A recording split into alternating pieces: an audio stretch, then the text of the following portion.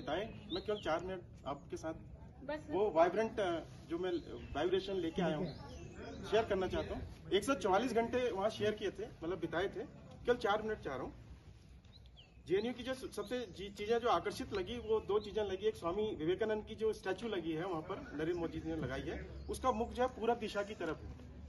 तो look towards east means आप हमें पूरब की ओर देखना है, यानी हमें भारतीय ज्ञान परंपरा को लेना है। दूसरा, वहाँ पंडित जवाहरलाल नेहरू की एक स्टैचू लगी है, उनका जो मुंह है वो हमारे पूर्व प्रधानमंत्री मनमोहन सिंह जी ने उसको इनॉर्गल किया था, उसका जो है फेस जो है वेस्ट की तरफ है। तो पंडित नेहरू जो हमारे देश के पहले प्रधानमंत्री थे, उनका हमेशा यही रहा है कि आप वेस्ट की तरफ देखो, साइंस एंड टेक्नोलॉजी लो। एक चीज मैं वहां से ये लेके आया हूँ। दूसरा महत्वपूर्ण चीज लेके आया हूँ कि वहां पर जो है एक वाइब्रेंट एक ऑरा है कि 24 घंटे वहां पर सारी चीजें उपलब्ध रहती हैं। लाइब्रेरी 24 घंटे खुली रहती है और स्टूडेंट जो है 24 घंटे पढ़ाई करते हैं। उनका कोई टाइम नहीं है कि कब उठ रहे हैं, कब सो रहे हैं, कब क्लास में जा रहे हैं। ये 24 घंटे वहाँ एक वाइब्रेंट। और मैं केवल 2 या 3 घंटे वहाँ पर सोया हूँ रात में, क्योंकि इतना वाइब्रेंट माहौल था मैम वहाँ पर। स्टूडेंट वहाँ पर डिस्कशन करते आ रहे हैं। वहाँ पर टीचर को कोई मतलब नहीं है कि कौन सा स्टूडेंट किसके साथ बैठा है, कहाँ बैठा है, क्या खा रहा है। उनको केवल मतलब अपनी पढ़ाई से है। वो जेएनयू जो बड़े बड़े देश को साहित्यकार दिए हैं, एम्बेसडर दिए हैं और प्रशासक दिए हैं। वहां पर तीसरी चीज मैंने ये देखी कि वो ऑल ओवर इंडिया लेवल पे जो है सिलेक्टेड एग्जाम होता है वहां पर, जो कॉमन एंट्रेंस यूनिवर्सिटी टेस्ट होता है। जो वहां पर विद्यार्थी आता है वो अपने क्षेत्र का वहां प्रतिनिधित्व करता है, मतलब एक विचारिक क्रांति का क्षेत्र हो, चाहे किसी भी वर्ग का हो, किसी भी धर्म का हो, वो अपनी पीड़ा वहां पर व्यक्त करता है और वहां से वो आवाज उठती है और उसको सुनी जाती है किसी भी। क्योंकि हमें भी बहुत सारे ऐसे विद्यार्थी टकराए, वो जो अपने वर्ग का प्रतिनिधित्व करे थे, तो वो पीड़ा वो अपने वहां से करे, जो समाज में किसी भी तरह का भेदभाव होता है। और 2 चीजें मैं आपके सामने 3 चीजें बस केवल 1 मिनट और चाहूंगा। मुझे बहुत अच्छा लगा कि मतलब इस तरह से मैंने 2010, 8 और 6 और जितने कमीशन बैच के लोग थे उन सबका एक नेतृत्व करने का मौका मिला। मैम 40 लोग के प्राध्यापक जो 13 जिलों के थे और 11 विषय थे, सभी लाइब्रेरीज में और फैकल्टीज में गए। टीचर्स, उनका एक मैंने चीज देखा, एक टीचर अपने स्टूडेंट को लेने के लिए गेट तक आया कि तुम क्लास में आओ करके। तो एक टीचर जो है स्टूडेंट को इतना रिस्पेक्ट देता है और टीचर स्टूडेंट की वजह से वहां पर टीचर इतना पॉपुलर है और उसको और इससे कोई मतलब नहीं है कौन क्या कर रहा है करके, केवल अपनी पढ़ाई लिखाई और शोध से संबंधित वहां पर चीजें हमने देखी। मैं 2-3 चीजें, क्योंकि मैं राजनीतिक विज्ञान का विद्यार्थी भी हूँ और मेरे को भी मतलब एक बड़ा सौभाग्य मिला कि जिन प्राध्यापक ने मुझे पढ़ाया था वो आज जेएनयू में पढ़ा रहे हैं। उन्होंने मुझे पहचाना, बातचीत हुई।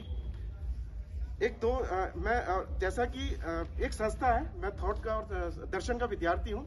एक होता है कि संस्था हमारी एक होती है साध्य होता है और आदमी जो होता है साधन होता है। तो बहुत सारे ऐसे विचारक होते हैं जो कहते हैं कि हम साधन है और संस्था के उद्देश्य को पूरा करने के लिए हम साधन बनेंगे, साध्य पूरा करेंगे। कुछ ऐसे विचारक है कहते हैं कि मनुष्य जो है एक तरह से साध्य है और संस्था साधन है। तो ये दोनों विचारधारा अपने वेस्ट के थॉट में, लेकिन विवेकानंद खुद कहते हैं कि व्यक्ति स्वयं साध्य भी है और साधन भी है।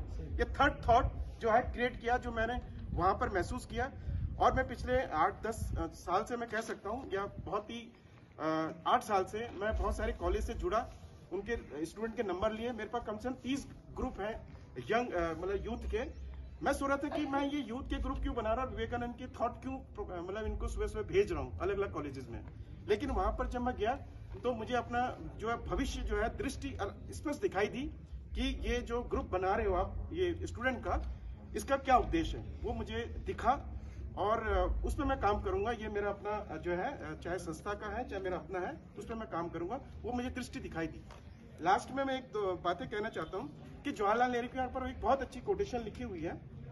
जवाहरलाल नेहरू कहते हैं कि जो विश्वविद्यालय जो है, जो 1969 में स्टेब्लिश हुआ था, वो लिखते हैं कि विश्वविद्यालय मानवतावाद, सहिष्णुता, तर्क, विचारों के साहस और सत्य की खोज के लिए खड़ा है। यह मानव जाति को उच्चतर उद्देश्यों की ओर अग्रसर करने के लिए खड़ा है। यदि विश्वविद्यालय अपने कर्तव्यों का समुचित ढंग से निर्वहन करे तो राष्ट्र और जनता का भला होगा। ये पंडित जवाहरलाल नेहरू के वहां पर कोटेड वर्ड्स हैं। वहीं पर स्वामी विवेकानंद के कोटेड वर्ड्स हैं। ये यूथ के लिए वहां पर एक साहसी, एक स्पष्टवादी और पवित्र हृदय वाला साहसी और महत्वाकांक्षी युवा ही वह नींव है जिस पर भावी राष्ट्र का निर्माण किया जा सकता है। मैं समझता हूं कि ये जो 2 कोटेशन है, ये आज के समय में युवाओं के लिए बहुत महत्वपूर्ण है। जेएनयू के जो प्रोफेसर है, पहले से वहां माहौल बदला है। वहां पर हिंदी में ज्यादातर प्रोफेसर, जिन लोगों ने 7-8 हमें लेक्चर दिए, चाहे वो साउथ के थे ज्यादातर, उन्होंने हमें हिंदी में लेक्चर्स दिए। उन्होंने बताई, अंग्रेजी और हिंदी की कहानी बताई कि पहले यहाँ पर क्या था, किस तरह से दबाव डाला जाता था, किस तरह से ह्यूमिलेशन होता था। तो ये हमें बड़ा अच्छा लगा। वहाँ का खाना पीना बहुत अच्छा लगा और वहाँ का जो वाइब्रेंट जो वो वातावरण है वो मुझे लगता है कि पूरे भारत के अंदर किसी ऐसे समाज विज्ञान क्षेत्र के अंदर कहीं पर नहीं पाया जा सकता है। वहाँ पर नील गायें घूमती रहती हैं, स्टूडेंट उनको हाथ फेरते हैं, अपने खिलाते पिलाते हैं। वहाँ पर 0% क्राइम रेट है अंदर कैंपस के अंदर। वहाँ पर कम से कम 250 से ऊपर सिक्योरिटी गार्ड है। वहाँ पर स्टूडेंट से स्टूडेंट का मतलब है टीचर अगर कोई कहीं पर कुछ पाया जाता है किसी स्टूडेंट के साथ सेक्सुअल हरासमेंट में 3 महीने के भीतर उसको टर्मिनेट का वहाँ प्रावधान है। लेकिन स्टूडेंट के साथ ऐसा कोई वहाँ पर प्रावधान नहीं है। बाकी चीजें वहाँ पर ऑल इंडिया लेवल पे क्वालिफाइड करके आ रहे हैं एग्जाम। वहाँ पर ड्रेसिंग सेंस भी नहीं है कि आप ये पहनो वो पहनो, नथिंग।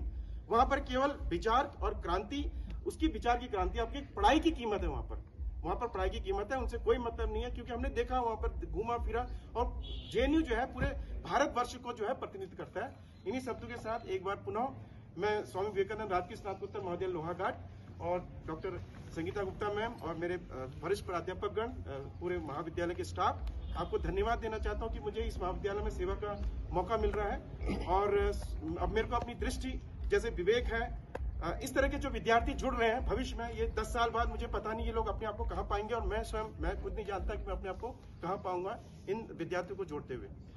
तो एक बार पुनः आप लोग के लिए रसमलाई, कल कांडपाल सर ने बोला था सर रसमलाई खिला दीजिए, जो व्रत वाले हैं उनके लिए फ्रूट्स हैं। और मैंने जो 40 लोगों का प्रतिनिधित्व किया था वो बिल्कुल सेटिस्फाई, बिल्कुल उन्होंने बोला सर इस तरह का लीडरशिप आज तक हमने देखी नहीं है। मैंने पूरी चीज ट्रांसपेरेंट रखा। मैंने सबसे पहले फाइनेंस को उनके सामने रखा, मेरे को ये पैसा मिला, आप बताइए क्या खाना है, जो मर्जी है खाइए, बिल लाइए, जीएसटी वो सब लग जाएगा। कहीं पर कोई हाइड नहीं किया, कोई किसी भी तरह का कोई भी, ना हमारे रिलेशंस में, ना हमारे फाइनेंस में और ना हमारे किसी तरह के